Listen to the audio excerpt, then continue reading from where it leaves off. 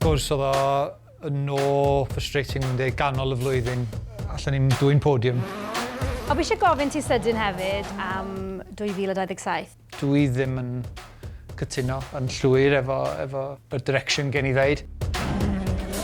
Be sy'n dod o ti'n ôl bob blwyddyn? Dwi dal yn teimlo gen I mwy eisiau wneud, a wedyn, dyma ni eto, yn mynd eto.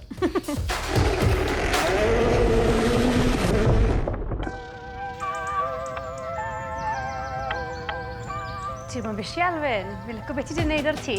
Na, wyt ti? Ydy hwnni? Wel, Elfyn, ni'n iste mewn tŷ posh yn yfed te. Mae dim ond yn gallu golygu un peth, bod pencampwriaeth y byd ar fi'n dechrau am tymor arall. Siwt nadolig ys ti? Gys ti amser i roi trad lan, tyma bach? Do, eitha neis, diolch. Wrth gwrs, di byth yn teimlo'n hir iawn. Ond, wrth gwrs, gwaith i cychwyn yn barod at y tymor newydd a barod i fynd. Fi'n gwybod bod ti wedi cael dechrau prysur i 2026 yn barod. Yn cyn bod ni yn siarad am Lenny a beth sydd i ddod, dyna ni gael edrych nôl ar llynedd i ddechrau. Sym 7 wythnos wedi bod to ers rali'r ar flwyddyn yn Saudi. Wrth gwrs, dim pencampwriaeth y byd i ti llynedd. Faint ti wedi bod meddwl am Saudi ers ni? Dim lot, really. Na, wrth gwrs, siomedig dros ben, diwedd llynedd. Wrth gwrs, ni'n bod yn y sefyllfa o blaen, ond di o ddim yn neud o dim gwell, dim haws mewn ffordd. Ond o'na ddigonedd o bethau gadw fi'n brysur adre oedd yn wytsied, oedd heb gael ei sortio ers ganol y flwyddyn fyddwn ni'n deud, wedyn digon o bethau gwahanol i wneud dros dolyg. A wedyn, wrth gwrs, cyn gyntaf oedd o'r flwyddyn newydd, oedd hi'n amser edrych ar Monty. Monty dy rown yn gloi bob blwyddyn yn dweud. Ond twyd edrych nôl ar llynedd ges ti ddechrau anhygol i'r tymor. Ail yn Monty, ennill yn Sweden, ennill eto yn Kenya. Byddwn ni'n gweud tymor gorau erioed y ti'n y bencampwriaeth? Bydde ti'n cytuno? Yn sicr yn un o'r seasons, dwi wedi perfformio ar lefel uchel. Wrth gwrs, oedd o no frustrating yn dweud ganol y flwyddyn, ti'n bod yn yr adeg na, dwi'n meddwl rhwng o'n i wedi bod ar y podiwm falle 7 neu 8 gwaith yn y ro fyny at Canaries, a wedyn, allan ni'n dwy'n podiwm. Ar ôl hynny, ti'n gychwyn meddwl, dwi'n yn gwybod sut mae hyn yn mynd i fynd, a ti'n teimlo fod ti mor gry, ond wedyn wrth gwrs o Paraguay ymlaen, fyddwn ni ar y podiwm eto, bob rali, at diwedd y tymor tan Saudi, a wedyn, fyny o lawr. Wrth gwrs, mae'r safle ar y ffordd yn cael effaith, ond, rhai adegau cry, rhai adegau falle ddim cweit gystal os ni'n licio. Fel ti'n sôn yna, dechrau anhygol y tymor, ar ôl Canaries, o ti'n arwain o 43 pwynt. Oedd beth ar dy feddwl di pryd ni, fi'n gwybod yn gynnar, ond o ti'n meddwl, fi'n mynd i allu ennill y bencampwriaeth Lenny? Na, o'n i eitha siŵr fod fi'n mynd i golli yr lead na dros 7 rali grafel i gyd ar ôl i gilydd.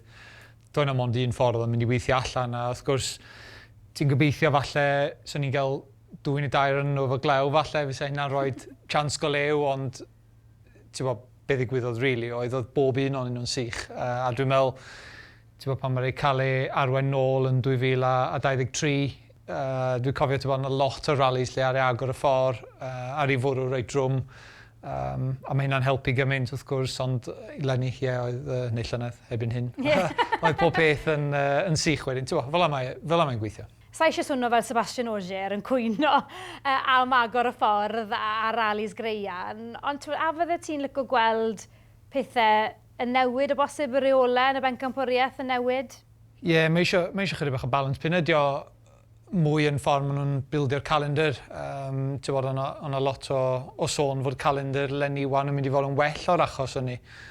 Ond unig beth maen nhw wedi gwneud yn reality ydi swopio fo rownd, achos mae lot o tarmac, ond mae gyd i diwedd erbyn mis Mai. A wan mae hanner ola'r pencampwriaeth i gyd eto ar y grean wedyn.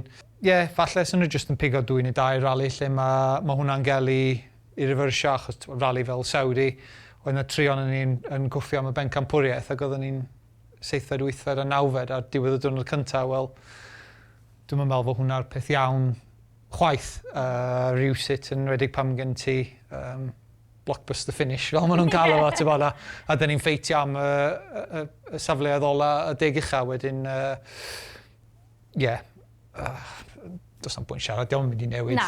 Anyway, am 2 flynedd, so mae'r rhaid just get on with it, really. Cwestiwn ola am llynedd, fi'n addo. Dechrau'r tymor, yn amlwg oedd Ogier yn mynd i wneud hanner tymor a dyna oedd y cynllun, a wedyn hanner ffwt trwyddo fel mae wedi wneud cwpl o weithiau nawr, penderfynu bod eisiau wneud tymor llawn achos bod na ychydig o siawns i ennill y bencampwriaeth. Os o ti'n gwybod ar ddechrau'r flwyddyn llynedd bod e'n bwriadu wneud tymor llawn, bydde dy feddylfryd i wedi newid falle'n gynnar yn y tymor o gwbl? Mae'n hawdd dweud, fes ni wedi wan. Yr unig beth dwi'n meddwl rhoi ralis fel Monty falle just yn radeg pan mae'n cychwyn tynnu ffwr. Dwi'n meddwl ar cychwyn y tymor, ti'n tueddu fynd o diolch yn gwneud y bencampwriaeth. Mae'n iawn, fod ti'n dal i drio, dwi'n meddwl wyt ti'n mynd i gymryd lot o risgs falle i gyrra fo, ond mae'n amlwg gwan. Dwi'n meddwl fod oedd yn gwneud o mwy amlwg gwan, os ydy'r sefyllfa'n codi eto falle, neith o newid i feddwl, wedyn, mae'n hawdd anghofio, falle fod bob pwynt ddim yn cyfri yn yr achos na, ond mae'n rhaid cofio. Fod bob pwynt yn anfodol a mae'n rhaid mynd amdano nhw o hyd, felly. Dwi'n meddwl pan oedd Seb yn ail ar y ffordd ni yn llefydd fel Gris, oedd o bell lawr y ffordd. Oedd o'n gallu gwneud y gwahaniaeth i fod dal mewn sefyllfa cry ar diwedd y rali, lle oedden ni falle ar y back foot ar ôl diwrnod cyntaf, a dim gobeth wneud dim byd nôl o fan ei. Wedyn, dwi'n meddwl rhaid ni roed yn dilo fyny ar y ralis na lle oedd hi'n sych caled. Doedden ni ddim yn perfformio gystal, a dwi'n meddwl fod yr rhan yna o'r tymor oedd y darn mwyaf costlus i ni. Ger i troi at eleni de, ti wedi bod yn profi'r car yn barod, popeth yn teimlo'n iawn? Ie, di profi'r car yn barod, dim lot i newid wrth gwrs. O diwedd tymor diwetha, rydyn ni'n tyres, mwy neu lai, rydyn ni'n set-up. Falle ddim yr ymodau gorau i profi'r car ar gyfer Monty. Roedd hi'n sych iawn ar yn test ni wedyn. Fel yma'n mynd weithiau. Luck of the draw, pa ddwrnod wyt ti'n gael, ond fi rhaid just mynd mewn i'r rali, ti'n gwybod anyway sut mae cymalau Monty mynd i edrych. Hyd at falle 2-3 diwrnod ynghynt, dyn ni'n gwybod sut mae pethau'n mynd i weithio allan wedyn. Pob beth yn teimlo'n iawn hyd yn hyn. Ond mae'r lliw y car wedi newid. Do. Ti'n licio'r coch? Ynddo, eitha licio fo. O'n i licio'r car di. Ddim yn licio'r car silver gymaint. Ond mae'n neis gweld rhywbeth gwahanol yn dod bob yn hyn. Sym ots am y lliw y car, os ti'n mynd i gwaniaeth yn y pen draw. Mae'n edrych rhywbeth o ti mewn. Gyda ni, mae hwnna'n bwysig, edrych yn gyfarwydd. Sôn am eleni te, ond mae yna lot o newidiadau pan mae'n dod i'r gyrwyr. Lot o wynebau wedi gadael a rai newydd yn cyrraedd y bencampwriaeth eleni. Gai ddechrau rhoi Tänak i ddechrau, achos fi'n mynd i gael cyfle i ofyn i ti. Faint o ti yn mynd i weld eisiau Tänak yn y bencampwriaeth? Achos ti fel fe wedi dod yn debyg o ran eich llwybr chi yn y bencampwriaeth, chi'n ffrindiau. Faint o ti'n mynd i weld eisiau fe? O ran cwffio am canlyniadau, dwi'n mynd i weld eisiau fo o gwbl. Oedd o'n ymnadwy o gyflym ar lot o wahanol ralis. Oedd o'n un o'r drivers na sy'n gallu ennill yn rwle. Mae o yn asid mawr i'r bencampwriaeth. Oedd o'n dipyn o gymeriad. Un o'r gyrwyr cryfa'r bencampwriaeth wedi penderfynu roed y helmet fyny am flwyddyn.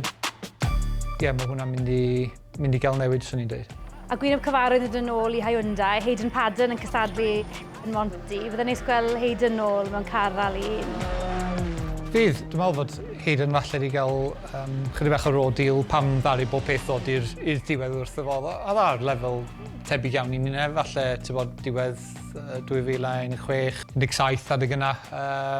A falle, mae'n neis gweld o'n gael y cyfle wan, wrth gwrs mae wedi bod ffwr ers sawl blwyddyn, ond dwi'n siŵr fydd o dal yn gyflym. Rhaid aros i weld yn union sy'n neitho gyrru ymlaen, ond neis gweld o'n gael y cyfle eto.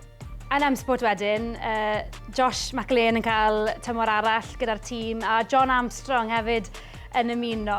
Dwi ti'n gweld unrhyw debygrwydd yn dy stori di a Jon, dros 10 mlynedd yn ôl, ti'n cyrraedd y bencampwriaeth, yn cael dy daflu yn y deep end fel petai. Debyg iawn i Jon nawr. Wyt ti'n siarad o fe o gwbl? Neis gweld o'n cael y cyfle. Dwi'n yn hawdd gael y cyfle. Wrth gwrs mae Mae be mae Motorsport Island yn neud i roi y drivers yma ymlaen yn cyfle anhygoel. A mae'n neis gweld yn cael y cyfle. Mae wedi bod yn trio sawl blwyddyn wrth gwrs.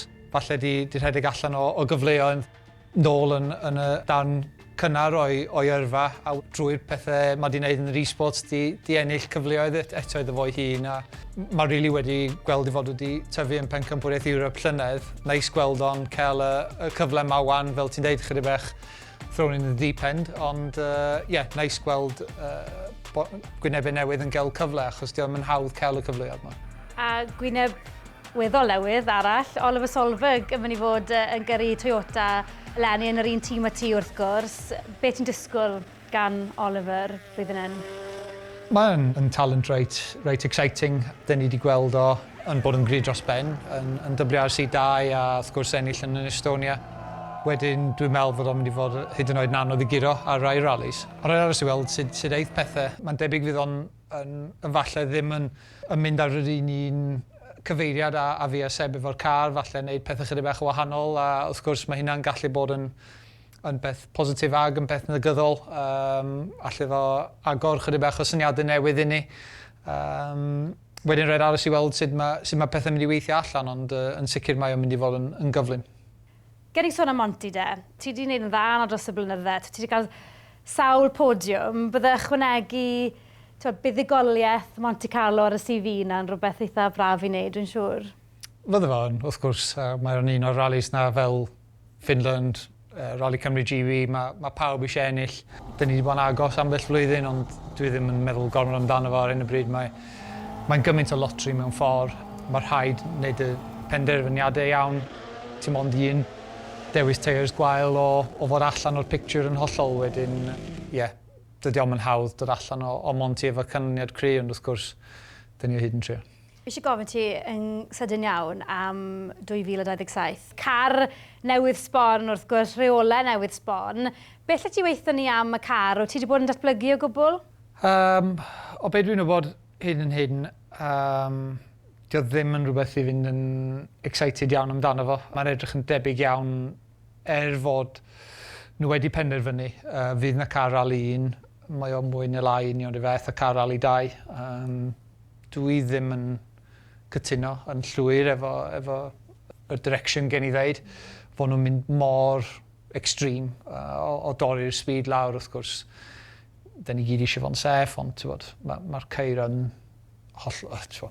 mwy saff na mae'n erioed wedi bod. Wedyn, dwi ddim yn gweld y sens hollol i dynnu dros 100 o horsepower i ffwrdd ond ni a wneud y ceir yn drwm. Os dwi'n bod yn hunanol o ochr y drivers, dio ddim yn rhywbeth sydd yn exciting iawn. Yr unig gobeth, wrth gwrs, ydy fod o fwy accessible, fod yna fwy o yrwyr yn gallu cystadlu yn y categori ucha. Wrth gwrs, dyna beth dyn ni gyd yn gobeithio amdano fo, fod yna fwy o gyfleoedd i boes ifanc hefyd. Dwi just ddim yn siŵr fod angen gwneud y ceir mor araf i wneud hynny. Dwi dal yn teimlo efo'r approach iawn. Fydde rhoi chydig mwy o bywyd i'r ceir ddim yn costio dim mewn ffordd. Wedyn, dwi'n gweld o'n clawdio chydig bach rhwng y ddau categori mewn ffordd, achos o beth dwi'n gwybod ar y funud, falle fydde car rali 2 gystal â car rali 1 sydd ddim yn gwneud lot o sens ar hyn o bryd. Nôl yn ni atleni de. Fi yn licio pan mae'r cyfnod ma'r flwyddyn yn dod. Mae yna lot o deimladau gwahanol yn y se cyffroes, bach yn nerfysrwydd, yn dod pan mae Monty'n cyrraedd. Beth yw'r cynllun ar gyfer leni te? Just mynd mewn a wneud y gorau. Wrth gwrs, mae pawb yn... Dwi'n gwybod os yna'n nerfus di'r gair, ond os yna neb yn gwybod... Apprehensive am sut mae Monty mynd i fynd. Rhaid aros i weld. Mae mor anodd lle pitcho dy hun gen i ddeud, ond wrth gwrs gen i mynd i drio'n gorau yna, ond mae rhaid i wsio'r pen yna, wrth gwrs. Ti wedi bod yn cystadlu ar y lefel ucha nawr ers sawl blwyddyn. Ti'n gwybod beth sy'n dod i ti nôl bob blwyddyn? Beth sy'n neud i ti eisiau cystadlu? Achos dwi ddim yn hawdd, ti'n bant o gytre lot, mae yna waith fideo, mae yna waith paratoi drwy'r amser, mae yna profi'r car. Mae'n anodd cadw'n ffit ar ben pob peth. Beth sy'n dod â ti nôl bob blwyddyn? Dwi ddim yn gwybod. Really. Dwi'n gofyn y cwestiwn na i fi'n un bob tro, ond dwi'n tueddu... cael y cyfle a dwi'n methu deud na. Wedyn, wrth gwrs, dwi dal yn mwynhau yr ochr gyrru. Wrth gwrs, mae yna rhai darnau o job sydd yn mynd yn mwy anodd i roi fyny efo. Gen i ddweud fel mae'r blynyddoedd yn ticio drosodd, ond mae gyrru'r ceir dal yn anhygoel. A dwi dal eisiau ennill ar diwedd y diwrnod. So dwi'n meddwl na diolch mwy na ddim byd. Ydy fod fi dal yn gallu perfformio. A wedyn, dwi'n teimlo hefyd dydy o'm yn rhywbeth sy'n hawdd i fynd nôl ato fo. A dwi'n teimlo na un cyfle ti'n gael am y rhaid ti'n neud y mwyaf o'r cyfle. Mae'r cyfle na dal gennau. Dwi dal yn teimlo gennau mwy eisiau wneud. A wedyn, dyma ni eto, yn mynd eto. Dyma ni mynd eto. Wel, pob lwc i ti, Elfyn. Edrych mlaen i ddilyn ti drwy'r tymor a croeso bysedd am dymor gwych arall i ti. Diolch. Diolch yn fawr.